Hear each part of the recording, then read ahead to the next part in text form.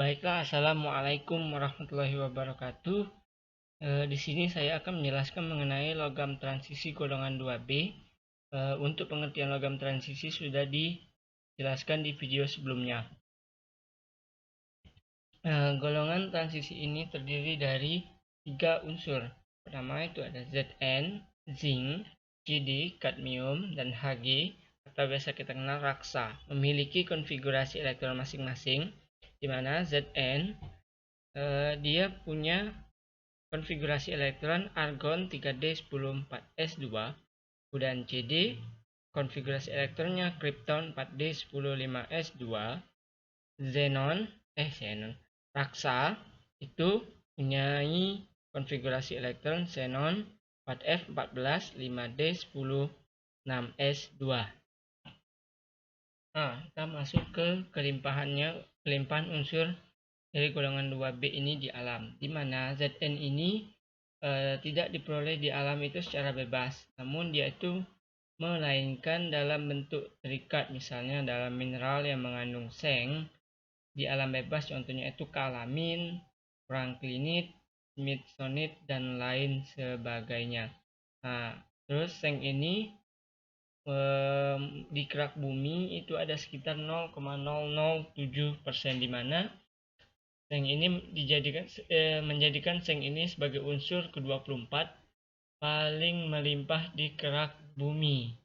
Kemudian untuk kadmium atau Cd biasa dijumpai bersama-sama dengan biji zinc seperti sphalerite atau ZnS, ataupun sering dijumpai sebagai mineral greenolite CdS, dan merupakan bahan alami yang terdapat dalam kerak bumi, di mana dia itu ada sekitar 0,1 ppm.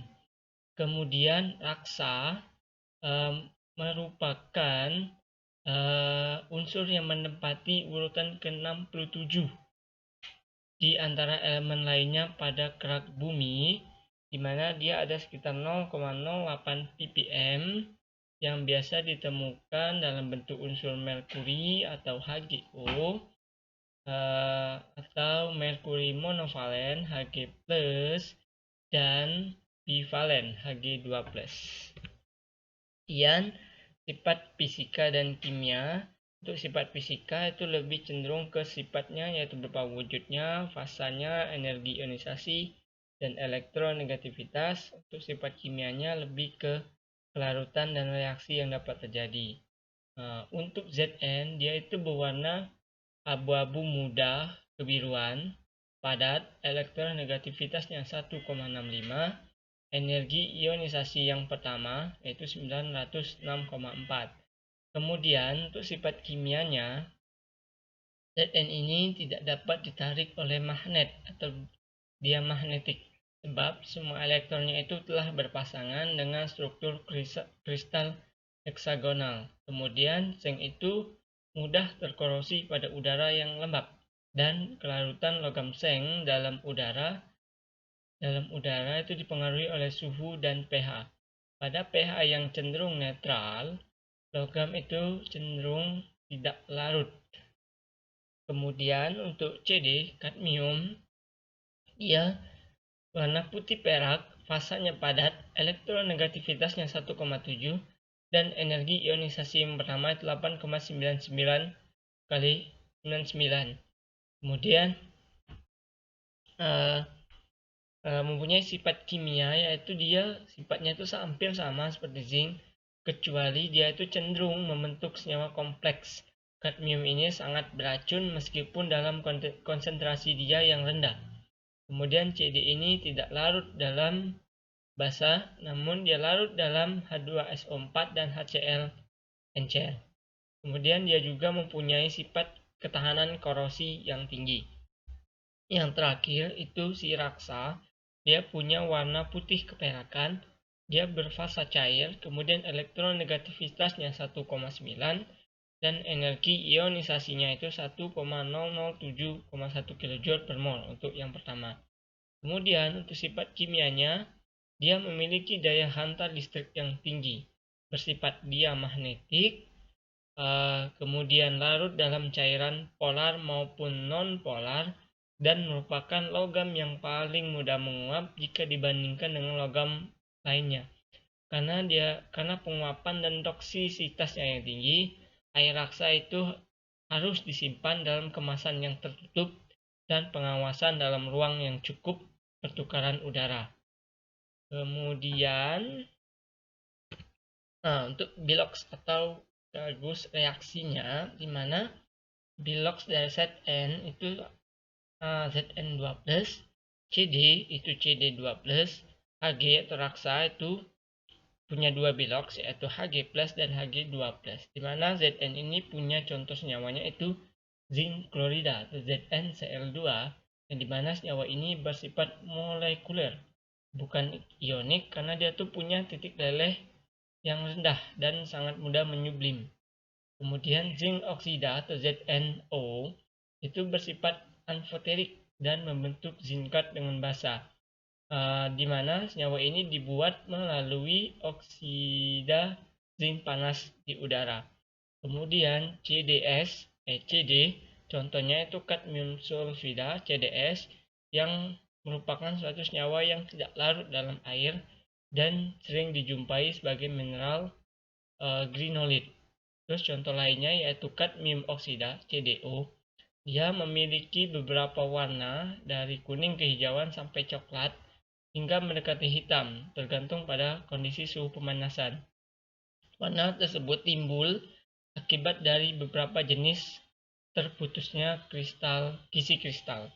Kemudian raksa itu kan karena ada dua bilox, yang biloxnya +2 yaitu contohnya merkuri 2 fulminat atau HgOnC2, itu sifatnya sangat beracun serta sangat sensitif terhadap gesekan dan goncangan.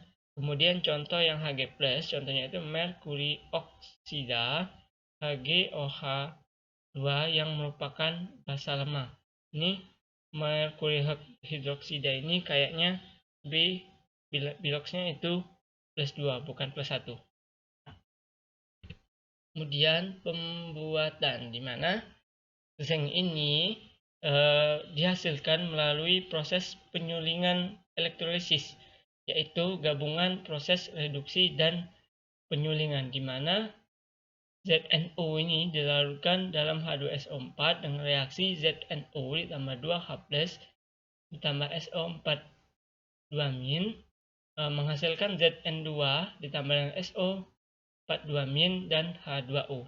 Kemudian si CD yang merupakan hasil sampingan dari produk Zn, di mana dia itu biasanya terdapat bersama-sama dengan Zn, sehingga dia itu bisa diperoleh dari hasil sampingan produksi Zn.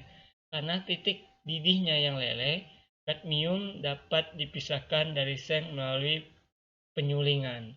Kemudian Ag ini bisa melalui proses pirometalurgi dan hidrometalurgi, di mana biji raksa itu kan dapat ditemui pada bebatuan seperti cinnabar, AgS, metasinabarit, kalomel, dan lain sebagainya.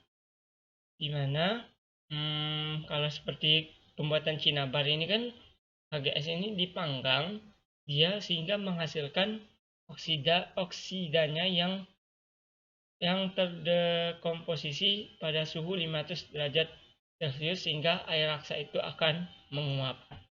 Kemudian yang terakhir yaitu adalah manfaat, di mana Zn ini dalam kehidupan sehari-hari biasanya kita temuin dalam bahan bangunan sebagai seng atau atap rumah, ataupun dalam industri yang gunanya untuk melapisi besi atau baja sehingga dapat mencegah proses karat, atau digunakan sebagai bahan baterai. Kemudian CD bisa digunakan sebagai alloy yang bertitik rendah untuk membuat solder dalam baterai NiCd atau dalam alloy roda gigi dan penyempuhan elektrik, ataupun digunakan sebagai penyalut berpendar fosfor dalam tabung TV. Kemudian yang terakhir, raksa itu banyak digunakan sebagai bahan amalgam gigi atau insektisida termometer, dan peralatan ilmiah lainnya, ataupun merkuri 2 sulfida itu sebagai pigmen, ataupun merkuri 1 klorida yang digunakan dalam sel kalomel sebagai fungisida.